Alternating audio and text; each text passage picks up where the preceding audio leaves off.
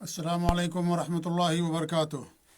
بسم اللہ الرحمن الرحیم الحمد للہ رب العالمین واشهد ان لا الہ الا اللہ وحدہ لا شریک لہ واشهد ان محمدا عبدہ ورسولہ صلوات اللہ وسلامہ علیہ وعلی آلہ وعلی اصحابہ ومن اہتدی بہدیہ واستنى بسنتہ الی یوم الدین وبعد۔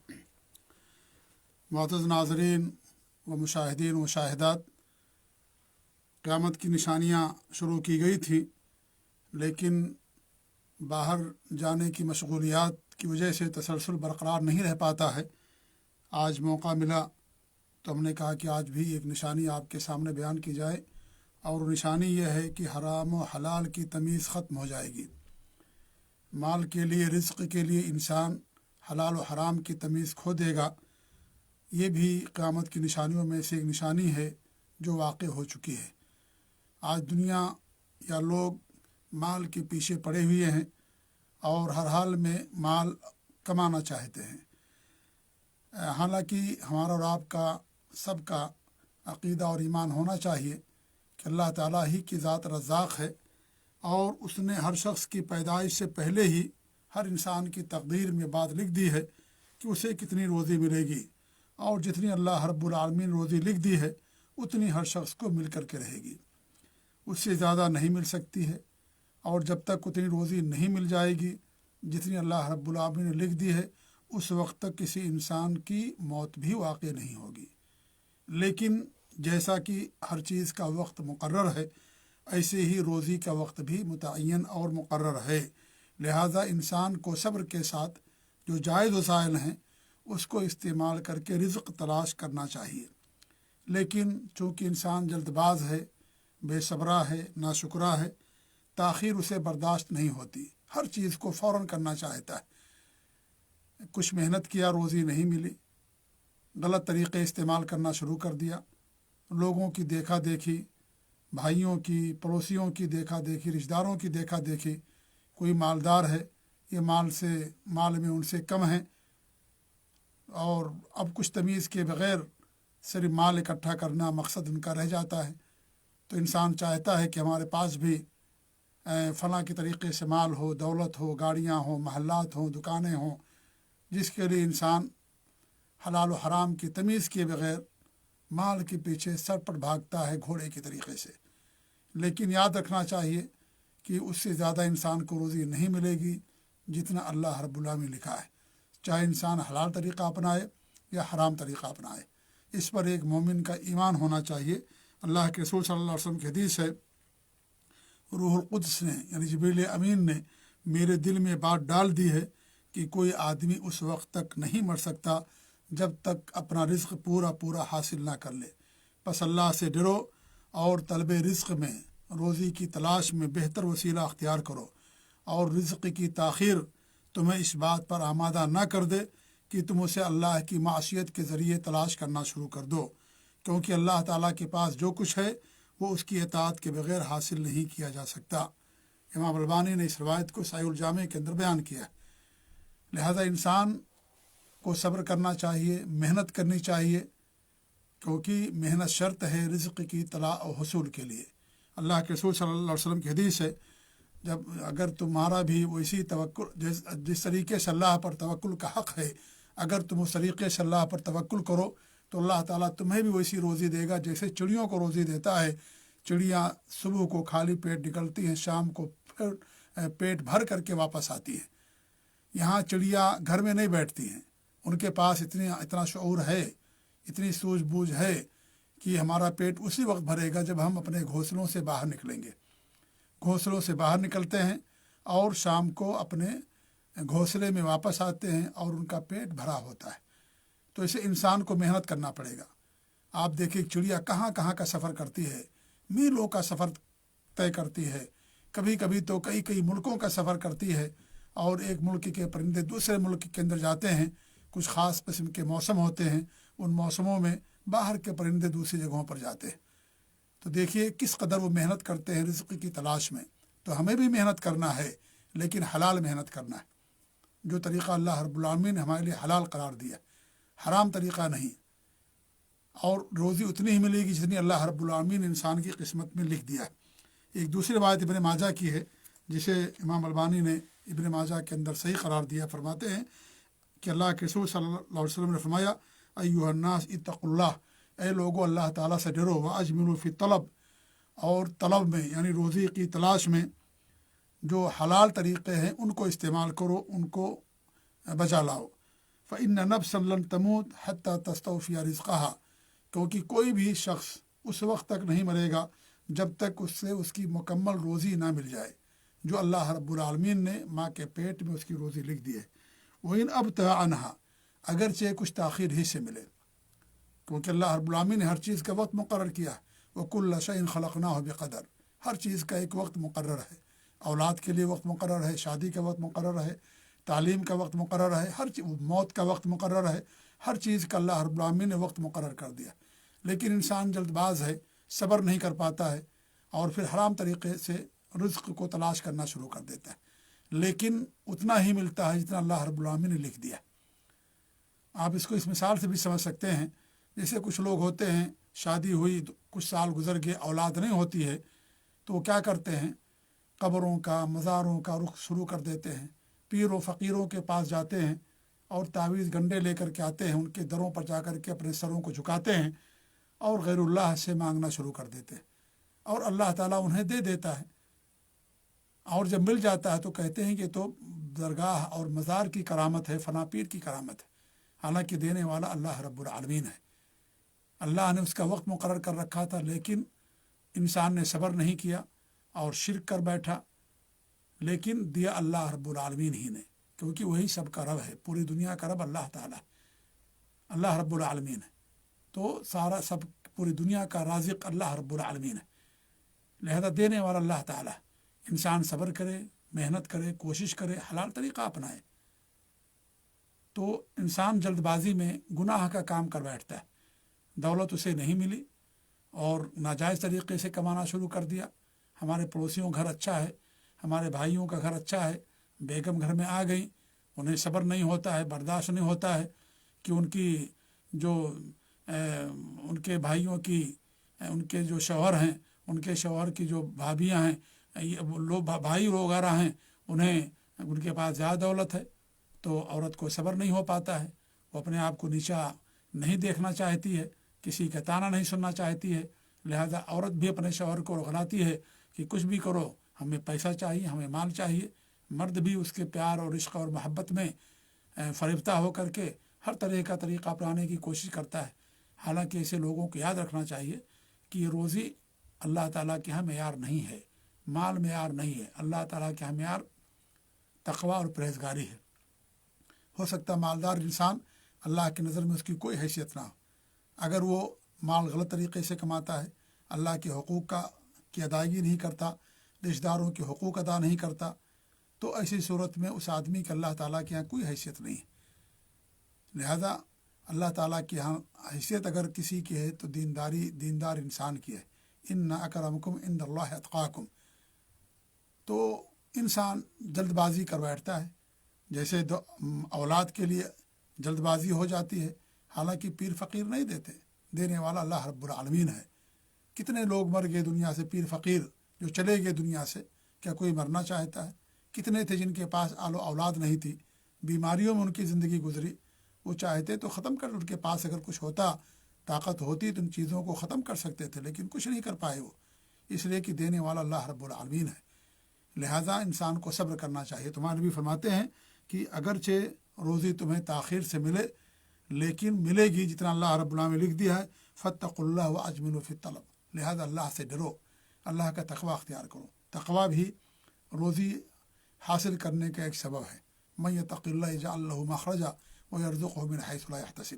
جو اللہ سے ڈرتا ہے، اللہ تعالیٰ اس کو ایسی جگہ سے روزی دیتا ہے کہ اس کے وہم و گمان میں بھی وہ چیز نہیں آتی ہے، اور اللہ رب العالمین اس کے لیے نکلنے کا راستہ بنا دیتا ہے.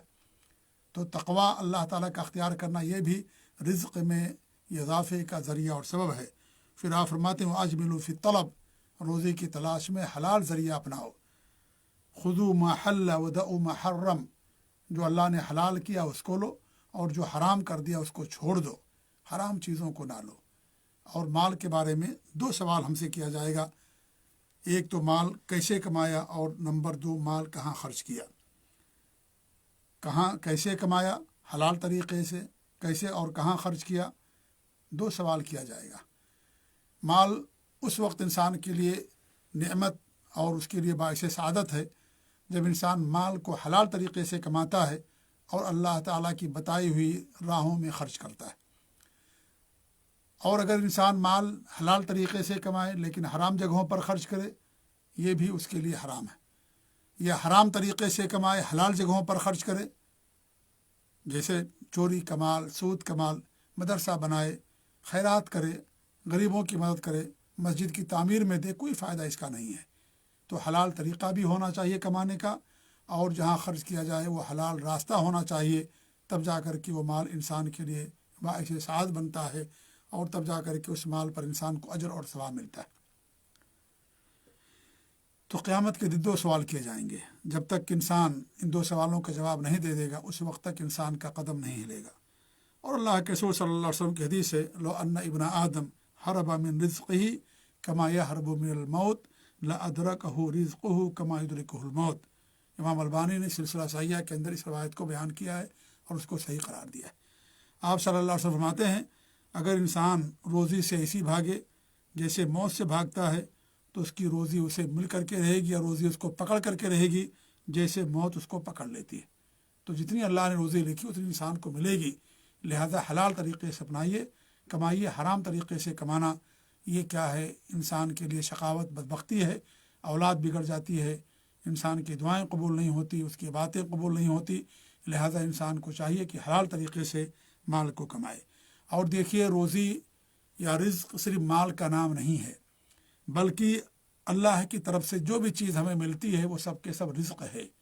مال بھی رزق ہے، مال کے علاوہ بھی ہمارے پاس جو بھی اللہ تعالیٰ کی نعمتیں ہیں سب کے سب رزق ہیں. اگر کسی کے پاس تنخواہ کم ہے یا مال کم ہے تو ہو سکتا ہے اللہ نے مال کے بدلے اسے دوسرا رزق دے دیا ہو. اس کے پاس علم ہو، اس کے پاس خوبصورتی ہو، اس کے پاس عزت ہو، اس کے پاس عقل ہو، اس کے پاس جسم ہو صحیح سالم، اس کے پاس دل ہو، قلب سلیم ہو، اور اس کے پاس نیک اولاد ہو، اس کے پاس نیک بیویاں ہوں، تقوی اور پرہیزگاری ہو، عزت ہو، مقام ہو، معاشرے کے اندر امن و امان کے ساتھ زندگی گزارتا ہو، اور فقہ و بصیرت ہو، اور بیماری سے محفوظ ہو. یہ تمام چیزیں بھی رزق ہیں. رزق صرف مال کا نام نہیں ہے. جو بھی چیزیں ہمیں ملتی ہیں اللہ کی طرف سے وہ سب رزق ہے. بات کرنا، سوجھ بوجھ، حکمت، بصیرت، اولاد، علم، یہ ساری چیزیں رزق ہیں. اور سب سے بڑا رزق اللہ رب العالمین کا دین اسلام ہے. اور دین اسلام میں چونکہ دین اسلام دین توحید ہے، اس لیے توحید پر قائم رہنا، شرک سے اپنے آپ کو بچا کے رکھنا، یہ سب سے بڑی نعمت ہے اور اللہ رب العالمین کا سب سے بڑا رزق ہے جو اللہ رب العالمین اپنے نیک بندوں کو عطا فرماتا ہے. تو رزق صرف مال کا نام نہیں ہے، بلکہ جو بھی اللہ رب العالمین ہمیں دیا ہے وہ سب رزق ہے. قرآن کی آیات اور حدیثوں سے یہی بات سمجھ میں آتی ہے. لہذا اگر کسی آدمی کے پاس کچھ کم ہے مال، تو میرے بھائیوں اس کے پاس اور دیگر نعمتیں اور رزق موجود ہیں. کوئی فقیر یا کم مال والا شخص ایک عالم کے پاس جاتا ہے اور اپنے فقر و فاقہ کی شکایت کرتا ہے، تو مالدار تو اس عالم نے کہا، کیا تم اپنی آنکھیں مجھے اتنے دینار میں دے دو گے؟ کہا کہ نہیں. کہا کہ تم کیا اپنا دل مجھے اتنے دینار میں دے دو گے، اپنے ہاتھ پاؤں دے دو گے؟ تو اس نے انکار کر دیا.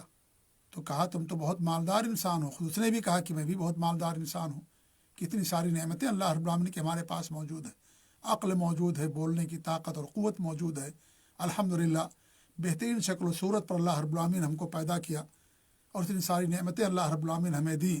تو اگر ایک چیز ہمارے پاس نہیں ہے، مال، صحت ہے، تندرستی ہے، بہت عظیم نعمت ہے یہ. اللہ کے رسول صلی اللہ علیہ وسلم کے حدیث ہے، نعمتان مغبون فیہما کثیر من الناس الصحۃ والفراغ. 2 نعمتیں ایسی ہیں جس میں اکثر لوگ کوتاہی کا شکار ہیں. ایک نعمت اور ایک جو ہے صحت، اور ایک فارغ البالی، فرصت. یہ 2 نعمتیں ایسی ہیں جن میں انسان بہت زیادہ کوتاہی کا شکار ہے.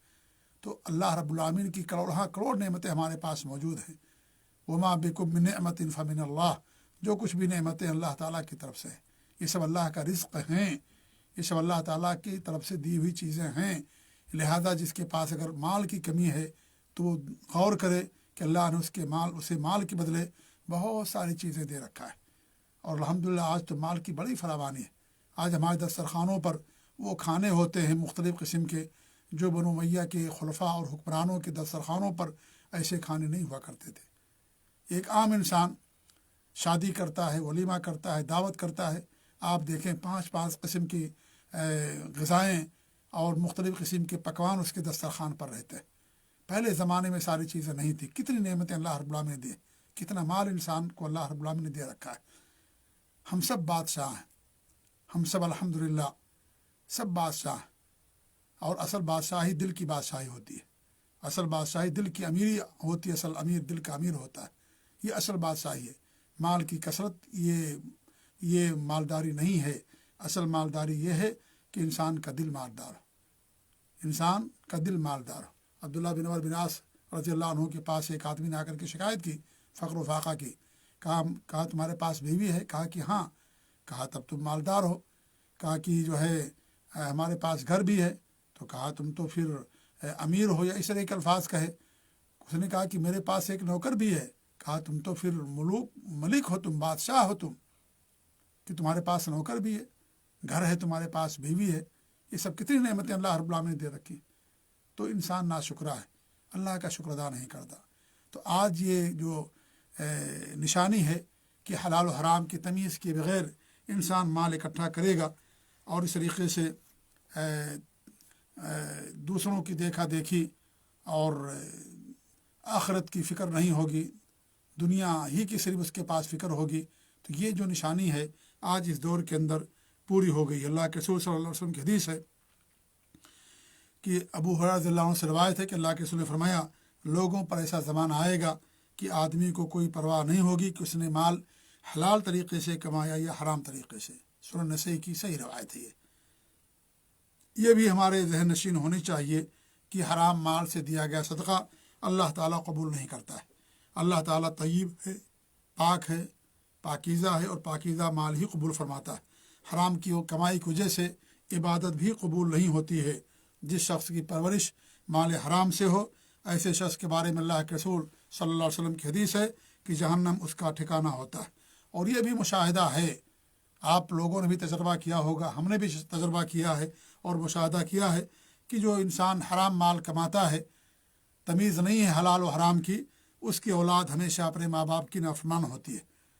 جس کے بہتر مستقبل کے لیے باپ نے حلال و حرام کی تمیز ختم کر دی، خون پسینہ ایک کر دیا، آج وہی اولاد اپنے ماں باپ کی خدمت تو دور کی بات انہیں اپنے لیے بوجھ سمجھتی ہے۔ بسا اوقات ان کی طرف نسبت کو بھی اپنی توہین سمجھتی ہے، اور لوگوں کے سامنے انہیں اپنا ماں باپ سمجھنے میں تأمل ہوتا ہے، اور انہیں بڑی توہین اپنی نظر آتی ہے، جن کے لیے ہم سب کچھ کرتے ہیں۔ اس لیے ہمیں اللہ تعالیٰ سے ڈرنا چاہیے۔ اور مال کے بارے میں آخری بات کہہ کر کے میں ختم کر دوں کہ دیکھیے، مال کے وارث ہمارے جو ورثہ ہیں وہ ہوں گے، لیکن اس مال کا حساب ہمیں دینا پڑے گا۔ جو مال ہم چھوڑ کر کے جائیں گے، اس مال کا حساب ہمیں دینا پڑے گا کہ ہم نے اس کو کیسے کمایا، کہاں پر خرچ کیا، اس کا حساب ہمیں دینا پڑے گا۔ لہذا ہمیں اللہ تعالیٰ سے ڈرنا چاہیے، اور مال حلال کے لیے انسان کو کوشش کرنی چاہیے۔ انسان حلال مال کمائے، اس کے لیے کوئی رکاوٹ نہیں ہے، لیکن شرط یہی ہے کہ حلال ہو، حرام طریقہ نہ ہو۔ اللہ کے رسول صلی اللہ علیہ وسلم کے زمانے میں کتنے صحابہ تھے جن کے پاس مال کی کثرت تھی۔ عبدالرحمن بن عوف، عثمان بن عفان، ابو بکر صدیق رضی اللہ تعالیٰ عنہ، بڑے بڑے صحابہ ہیں، ان کے پاس مال کی بڑی فراوانی اور بڑی کثرت تھی، لیکن وہ حلال طریقے سے کماتے تھے، اور اللہ کی راہوں میں مال کو خرچ بھی کیا کرتے تھے۔ تو یہ ہمارا شیوا ہونا چاہیے، اور یہ ہمارا طریقہ ہونا چاہیے۔ مال کمائیں، اگر مال نہیں ہوگا تو خاص طور سے اس دور میں کوئی کام نہیں ہوگا، نہ مدرسہ، نہ مسجد، اور نہ دین کا کام، نہ گھر، نہ اور چیزیں چل پائیں گی۔ لیکن حلال طریقے سے کمائیے۔ الحمدللہ حلال بہت طریقے بہت ہیں شریعت کے اندر، وہ ہمارے لیے کافی ہیں۔ ہمیں حرام طریقے سے مال کمانا یہ اس کی ضرورت نہیں ہے، اس کا برا اثر پڑتا ہے انسان کی زندگی پر، اس کی عبادت تک قبول نہیں ہوتی، اس کی اولاد نافرمان ہو جاتی ہے، اس کی بیوی نافرمان ہوتی ہے، بس چلن ہو جاتی ہے۔ انسان خود بد چلن ہو جاتا ہے، بہت ساری برائیوں کا شکار ہو جاتا ہے، وہ مال اس کے لیے عذاب بن جاتا ہے، مال اس کے لیے عذاب، بہت ساری بیماریوں کا سبب بن جاتا ہے۔ مال ہے بہت لیکن ہزار قسم کی بیماریوں کے اندر ملوث ہے۔ مال ہوتے ہوئے فلاں چیز نہیں کھا سکتا، فلاں چیز نہیں کھا سکتا، یہ نہیں کر سکتا، یہ وہ نہیں کر سکتا، یہ ساری چیزیں برے مال کی وجہ سے انسان کے اندر آتی ہیں۔ اس لیے حلال کمائیے اور خود بچیے اور اپنے اولاد کو بھی بچائیے، کیونکہ مال بہت بہت بڑا فتنہ ہے جو آج ہمارے درمیان پایا جاتا ہے۔ اللہ تعالیٰ سے دعا ہے کہ اللہ رب العالمین ہمیں حلال طریقے سے مال کمانے کی توفیق دے، حرام طریقوں سے اللہ تعالیٰ ہمیں محفوظ رکھے، آمین۔ وصلی اللہ علی نبینا محمد وعلی آلہ وصحبہ اجمعین، وجزاکم اللہ خیر، والسلام علیکم ورحمۃ اللہ وبرکاتہ۔